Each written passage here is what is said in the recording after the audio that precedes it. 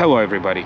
Today I found this Cadillac CT6, which is their latest attempt, or I should probably say their last attempt, to make a sporty looking full-size sedan, and it's unlocked, so it's good that we'll be able to take a look on the inside. But you know, I took a look at this car as kind of a whole, what is it trying to accomplish?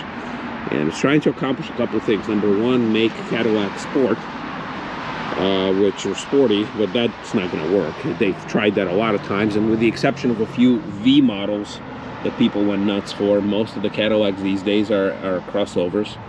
So there's one thing. But then the other thing I wanted to look at, as far as, how is modern Cadillac trying to accomplish that, and I think there's going to be some funny examples when we look inside. But overall, looking at it from the outside, I mean, it's got a nice stance. It does have what appears to be some aftermarket chrome bits and pieces, which are really nice, and I guess it harkens back to what the town car was doing. And by the way, I'm at M&I Motors here, and I always love their little posts, how they try to distinguish like the sales area from the non-sales area.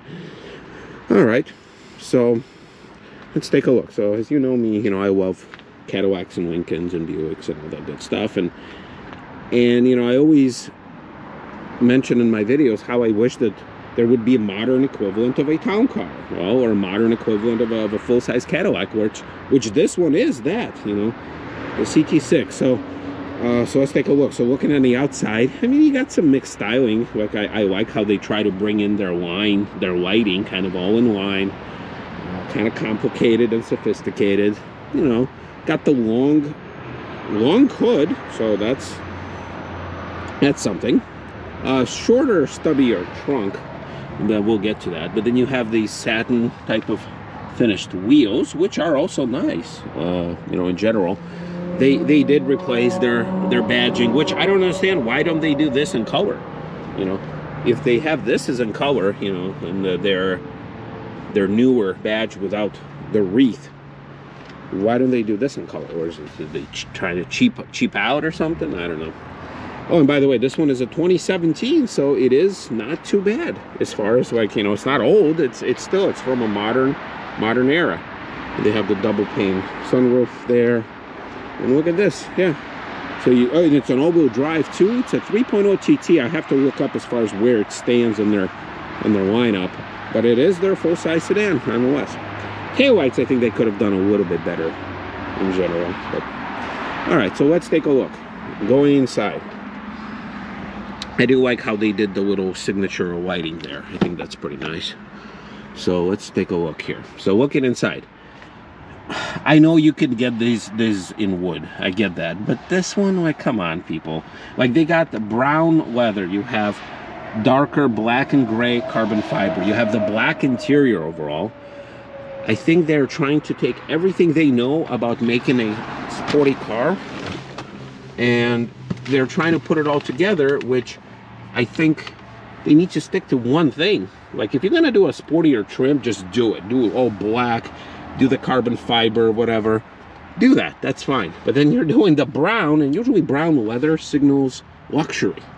And here they're doing luxury and sport, and I think they fail in both. Also, a lot of the stuff I recognize from the Impala, which I think they share platform with, which Impala got discontinued, and probably this one is too, which, once again, I have to check. But here you go. You have analog gauges with a larger display there in the middle, which I think when I first opened it, it had 70-some thousand miles.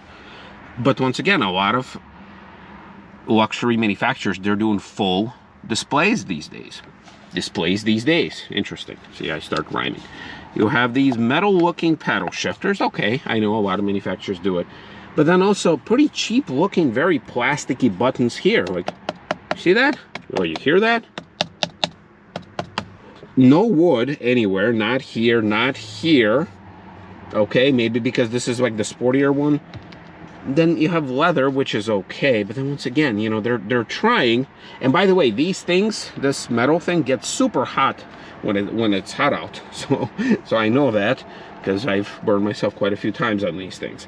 So Also, look, you do have a heated steering wheel, which is fine, but then it's placed next to some safety equipment here. But then here you have ginormous button for up and down. Once again, it's just some things, they don't make sense. Then coming up here to the dash, okay, like you see, like I just touched this and it's super hot already. So here you have pretty nice expanses of, you know, what appears to be either fake leather or some other material. And then once again here, everything creaks. Oh, look at this. I hope you guys heard that. Yeah, so once again, they're trying, but they're not doing such a good job here. I have these climate controls, these capacitive touch buttons. I do see heated and cooled seats. Okay, I'll give them that. This is kind of like an airplane style shifter. That's interesting. You have a button on this side and then this whole giant thing pulls. All right, nice treatment of cup holders. That whole stupid writing pad, which I'm not a big fan of, with some sort of a capacitive button. All right, some buttons going down here. What do you got here? A very small, for such a giant car, a very small cubby area here with 2 pen holders for some reason. And then look, the button is peeling already. Although you can open it from both sides, you know, pseudo town car material here. All right, these seats, you know, I do got to give it to these seats. They are pretty nice. You know, leather is not super soft, but it's okay. I'm glad that at least they got half of it right. You know, this portion, they're trying to go after the BMW, which is not good for anyone. And then this, at least there's some Americanized comfort level left. I know that one of these, there's some button somewhere on here which would open up the glove box, which I don't know which button. I don't know if it's somewhere here. Oh, and I forgot to mention, this is one of those sliding things, which is, by the way, it's really hot right now. And also, I don't know how to open the glove box because one of these buttons got to light up to let me know. So, all right. Let's jump in the back, but before we even do that, let's look at some of the stuff here. So you do have the sunshade, you do have the sunroof controls, home link, SOS, the OnStar button. I'm surprised the OnStar button is still here. I thought that went away a long time ago. But also look at this. This is super cheap too. Really cheap, like cardboard cheap inside. No LEDs, just normal light bulbs. And here you have LEDs. So it's again, cost cutting to its max. And then also here, the double sunroof. Only this portion open, so that's just glass. So, and you got this blockage thing in the middle. So once again, not a very good execution on a luxury car. This should have been a full glass with a bigger portion that would slide open. So, it's again, missed the mark there. All right, let's look in the back. And also look, just a cheapo plastic here. They didn't bother doing anything else to distinguish them from anything. All right, you do have a nice little light up crest here. So, a tiny bit of style. So coming back here, okay, it is comfy. So, but also no power. These are not powered, so that sucks. You do have heating controls here for the rear seats. Okay, and then you can control both shades here. What is this? Oh, okay. Now I know how they're keeping the tradition alive. You see, this one they have, there's a little symbol that says not an ashtray. But then why is it here? What could you possibly put in here? I'm guessing there is a smoker's package which would replace these with metal, but man, this is so tiny. And if it's not an ashtray, then why is it even here? Oh, and I forgot to mention there in the front, where the controls would be for the heads-up display, this one doesn't have it, so there's an empty hole there. So there's that. All right, this doesn't do anything, but you do get 2 vents, and that's it. You have a useless cubby here, which maybe you can fit a smaller style cell phone, and then this is super useless. So maybe this is a placeholder for something. But once again, this is a luxury car. It shouldn't be like this. And when these are new, they're not cheap luxury cars either. So there you go. All right, what do you got here? You have a tray.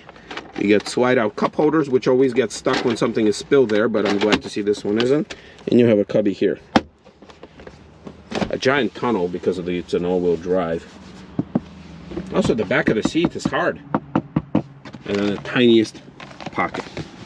So, where am I going with all this? I'm going with this is that Cadillac is trying to do something, and I'm not sure why they're trying to do it. I think what they're going to end up doing is probably what Lincoln did, is discontinue pretty much all of their sedans. And you know, I just noticed that there's some sort of a light here, but it can be a heads-up display too, because look at this. These are the empty buttons where the control should go, and then they, instead of covering it up on a what I think would be like a $65,000 to $75,000 car, they just decided to not do it. So yeah, I wish that they would just stick to making luxury sedans. That's all I wish. All right, everybody, we'll see you next time.